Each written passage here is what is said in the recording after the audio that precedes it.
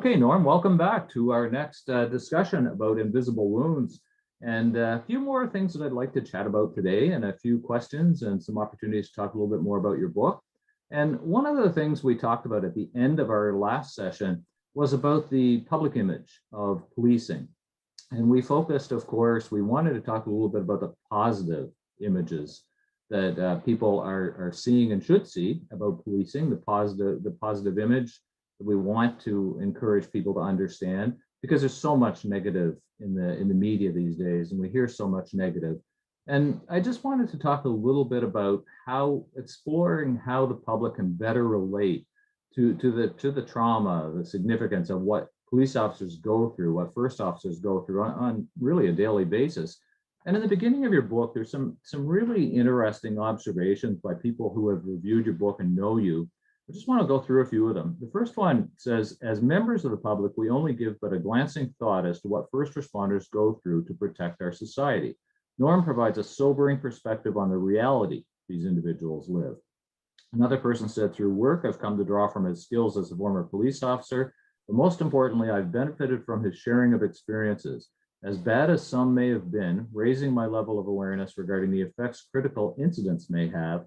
And a final one that I just wanted to explore. His revelations, are shocking but necessary in the telling of his story. So if the public understood the significance of what you first responders, police officers go through, would it help to create a better understanding of PTSD, do you think? Its causes, its impact? I have no doubt that it would definitely help. Just to start off, I think the majority of the population or citizens, they do appreciate their police department or police Okay. officers. Yeah. I still believe that there's more people that have a positive image of police than there are have a negative. I Mhm. think we're just hearing about the negative ones because for whatever reason, but I don't think that the positive uh, image is tarnished to that point that more people see police as a negative than positive. So that's, I guess I would start off that way. The other way is how the public would be able to understand what really police officers or first responders go through. It almost have to be like reading a book like I have. And I'm not saying that to sell my book, but or if you would know a police officer personally, and they would be willing to open up, because I've known a lot of people in the general public, and we've spoken like just briefly about certain aspect of the job, but I never went deep as I did in my book. Mhm. That would be because without, it's like me going to a doctor or you going to a doctor and not telling the doctor what's ailing you, and the doctor's trying to guess, well, okay, I'm going to try to guess what your condition is. But it helps a lot if Rick or myself, whoever the patient is, opens up and says, you know what, my back really hurts. Mhm. Then they can start to focus. Well, unfortunately, in police agencies, we're bound, by secret. We have top secret level to because otherwise we can't be police officers. So we have to have a certain amount of secret level that we are not to divulge certain information to the general public. Mhm. But by doing that, we're also not helping ourselves in that sense. It's a necessity, but at the other side of the coin, it doesn't help us because we seem to be, in the eyes of the public, as a secret society that wants to keep all that information to ourselves and Mhm. not tell that to everybody else, which can be frustrating for certain people Mhm. in the public. I totally get that. However, it's a necessity because if police are investigating Rick Vaillancourt for drug dealing, for example, well, you know what? Rick doesn't want the whole world to know. He knows that the how can I say this? The risks are there to be a Mhm. drug dealer. Risks are there that police, you'll have an interaction with police that won't be positive, and you accept that, and that's why you keep doing what you're doing, right? But we can't go and say, yeah, we busted Rick, and this is how much cocaine he had in his basement. It was hidden there. That's just something that might come up. Well, it would come up if it goes to trial and then it becomes public after Mhm. everything is done. But right off the bat, and that's what's frustrating the public, as you can see, there's an incident, could be police bullying, could be police shooting, or police, not bullying, but well, they call it bullying, but police using physical force. And then you see an article either on social media or in the newspapers, and then people jump on it and they want to know more. Well, that's your curiosity. That actually is your curiosity is more wanting that information, that really needing that information, because really, what is that going to bring you in your life?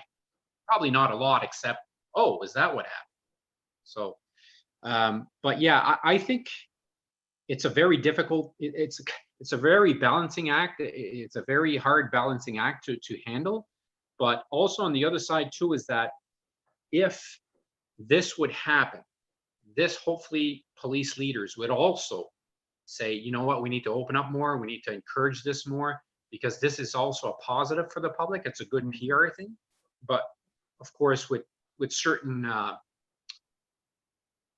boundaries, I should say, of course, because I don't know if that answers your Yeah. question as a whole, but I think it would help, absolutely.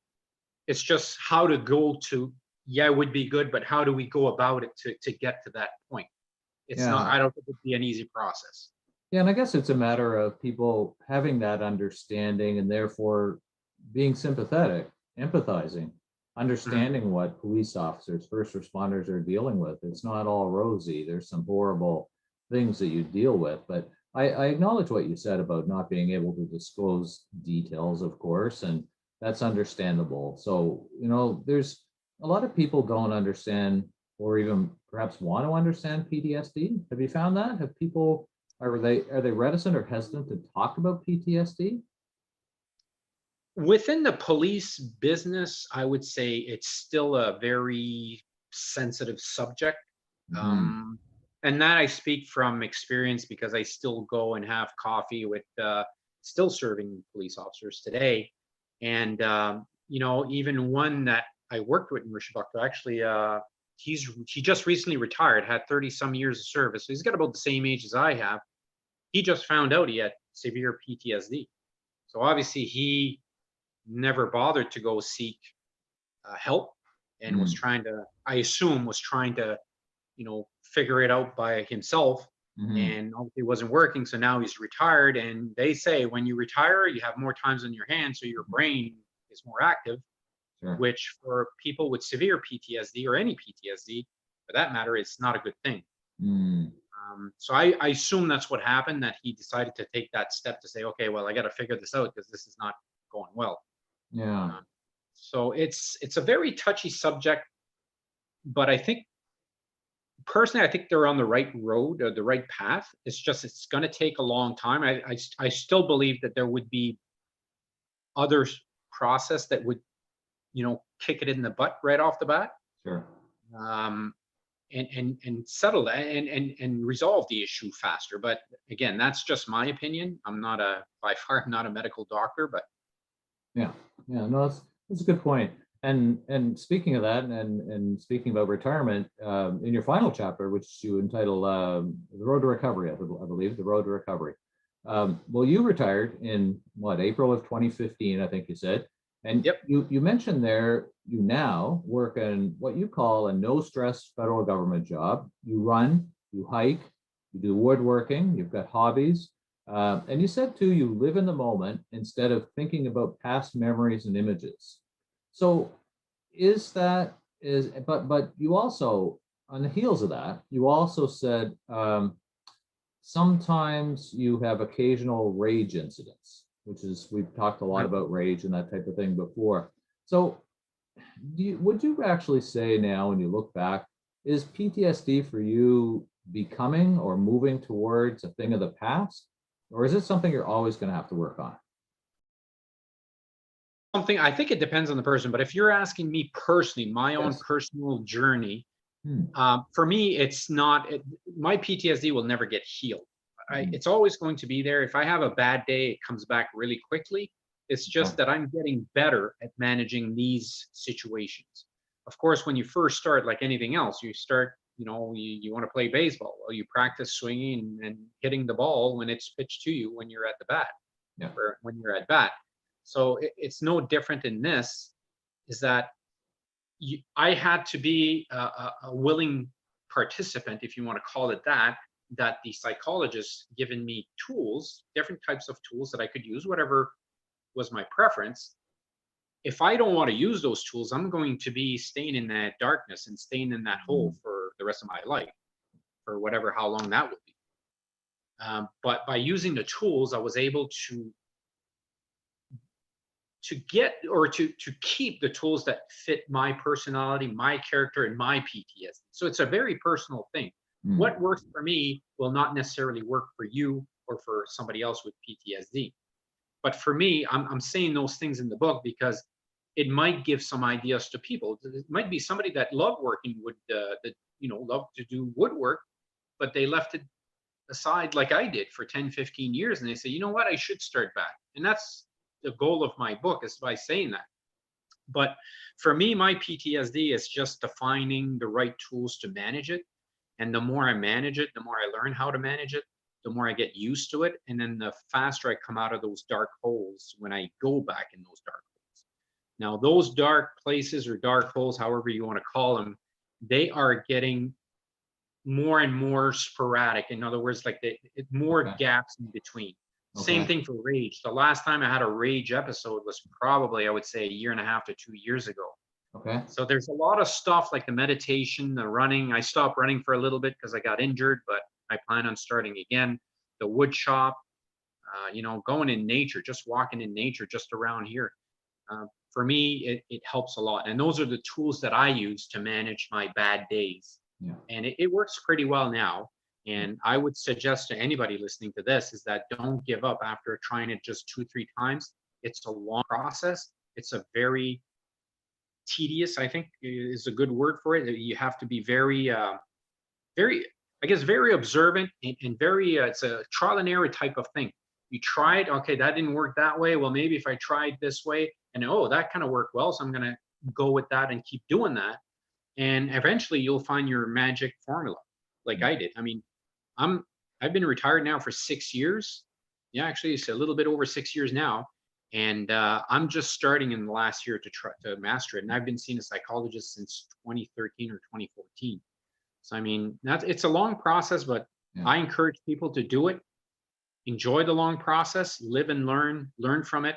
And you'll see, I'm sure you'll come out a winner out of it. Yeah, that's interesting. And what I'm hearing you say, and I've heard you say this before, is that everything seems to be from within you. You got a lot of suggestions at the beginning about journaling, suggestions of what to read, what to learn, what to educate yourself on, but it's not the psychologist or somebody else that's going to do that. They're going to tell that to you, give you suggestions and your ideas, and you're the one that has to execute them for the success. And it's very much aligned with emotional fitness tools, because with emotional fitness, we look within. We don't give advice, suggestions, ideas.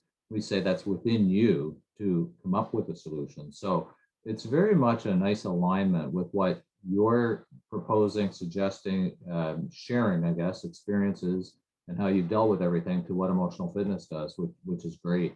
So sort of at this point, and this is sort of like, in a way, looking back and summing up, you spoke at the very beginning about the purpose of your book. You talked about the need for your book, the need for you to talk about your experiences, share your experiences. Now, if you look back, do you think that the book, our interviews, your talking to groups, talking to others, interviews and discussions about your book in bookstores, what have you, have they so far, has all this accomplished, or is it working towards accomplishing your goal, your original goal? Right now, I would say it's definitely on the path to reaching my goals. I wouldn't say that it's reached the goal. Okay. Because my ultimate goal is to have leaders pick up the book and read it and change the system, how their employees, I should say, have mental health issues, and how to have a better system to help them, so they can become actually even better foot police officers, streetwise. Okay. They won't have all that garbage in the back of their mind stacked away, which will react, and it will react eventually to a stimuli that you see in front of you. And usually that's not the person that you're talking right off the street. It'll be a suspect or a subject you have to deal with Yeah. And it could be during a violent confrontation, but it also could be in a non-violent confrontation, just that person saying something you don't like. So those things, that's my ultimate goal, that eventually you will have mentally healthy police officers walking the streets. But also, like the book, it's kind of like a double, to say triple, but it's also to educate the people, like from the general public. I actually had, not too long ago, actually I had a comment from a person from the general public that stated something like, I can't remember word for word, but stated that to understand what police officers go through, this is a must read. Hmm. So Yeah. people from the general public, I think they understand. And they also said, they also added that it was written in a way that people from the general public can easily understand. Mhm. And the same for police officers, going like, yeah, this is what I'm going through. So I'm kind of happy the way that it came out, the book, because that's exactly what I wanted to do, is that to try to write it as a police officer, but also it would be written in a way that everybody can read it and not enjoy, I shouldn't, well, hopefully enjoy it, but not enjoy it in a way that, oh, what a great book, I'm happy now and all that. It's what a great book. Wow, there should be more done here. Yeah. Yeah, the book is a learning experience. It's very suitable for the general public. There's not anything that would exclude the general public from understanding it. So it's well presented. So from your perspective, Norm, what do you think is next? What do you think should be happening next? Well, right now is that, as I said, I guess I didn't answer all the questions. I just thought about it, but Mhm. right now the book is at 2 chapters, so Yep. that's a really positive thing. And it's to get the book as much as possible in the hands of people, from the general public, as much as possible to politicians, as much as possible to police officers, first responder, correctional. The more books out there circulating, could be 10 books circulating around the world, that would make me very happy. If Mhm. everybody that needs to read it would read it. But it's it's getting there. I think it's on the right path. I see Mhm. really positive feedbacks from people that have bought it. But yeah, it's I think my next step is, and I'm working on it actually right now, is to build a really good presentation. I've got one set up on the 3rd of June to this organization, a group of professional women. Mhm. And on the 3rd of June, I'm presenting a half-hour presentation to them. And I have Joe Grondin. Mhm. Actually, he's in charge of Blue Toastmasters here in Moncton. He's helping me out, write out a presentation. And so far, from what we've worked on, I'm very excited the way it's coming out. Joe's Excellent. a Joe's a great guy to have, actually. Absolutely. And you were right. Also, I wanted to add that also, is that psychologists are very, very similar to what emotional fitness is offering right there to the public. Mhm. It's the psychologist is just, I'm trying to think of the word, but not a catalyst, but is an instrument, I guess, there to help you understand yourself so you can move forward in life. And emotional fitness does the same thing. Mhm. Yeah. But yeah, I find that you were bang on when you said that. One of the things we did have an opportunity to introduce and talk a little bit about invisible wounds to a group of people on emotional fitness in an emotional fitness Zoom connection. And with respect to feedback, one of the feedback comments was we had, I don't know, we had about 12, 13, I can't remember the exact number. We had a great group, a good sized group. But one of the comments coming back was this group should be 100 and it should be on a regular basis. What are your thoughts on something like that? Talking with people who might be similarly impacted, sharing, having them share. Is that a good process? Again, that's a personal thing. Some people might feel like, with other people there, they might feel like they're supported because of the type of group it is as well, right? Sure. It's like an Alcoholic Anonymous type of group. Like there's disclosure, Mhm. a statement Privacy. said before the meetings and all that. So Yeah. some people might say, after 1 or 2 meetings, they might start to feel comfortable because they feel supported by others if they do. Sure. Some other people like me, when I first, and now it's okay, but when I first started, there's no way I would have divulged what I divulged in the book in a group setting when Okay. I first started talking about my emotional journey. So I think it's a very personal thing, Mhm. but I do think that there is a need there, because even the ones that are not, or they don't feel comfortable talking to the rest of the group, you still can learn a lot by listening to others, and you can connect with others. And the same as when you read the book, and some police officers said, geez, I read myself in the book. The same thing can be said when you're listening to others. They Mhm. might have the same type of emotional journey that you're having without even saying anything to the group. So Yeah, no matter how you look at it, I don't see any negative benefits in that. I think it's a sure. positive. I would hate to put a number on it as 100, because I think it doesn't matter what the number is. It could be one person, but if it helps that person, Yeah. you know, mission accomplished. You got Yeah. 100, you got 100 and you help 10, even mission accomplished. Great. But the number, I'm not too crazy about it, but for the format, I think it's a great tool to have.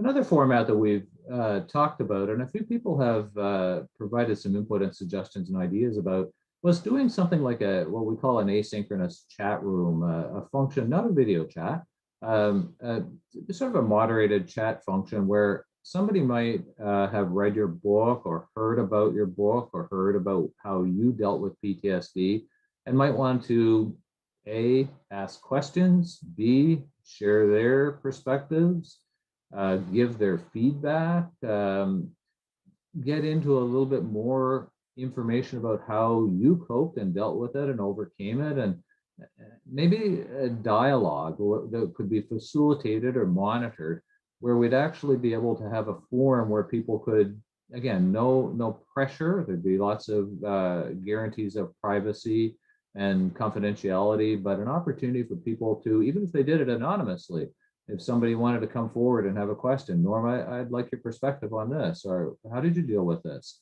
What do you think about that type of a chat idea? Think it could I be think beneficial? I think so. I think it's another tool that could be used with the first format we were talking about. Okay. It's kind of like the right hand, I guess, for the forum. It's not the forum, but the platform that we have for the group setting. Mhm. Yes. So it could be. I still think there would be some benefits coming from that as well. Maybe not as much as a group like the meetings, Mm. but I think there's still going to be a benefit coming from that.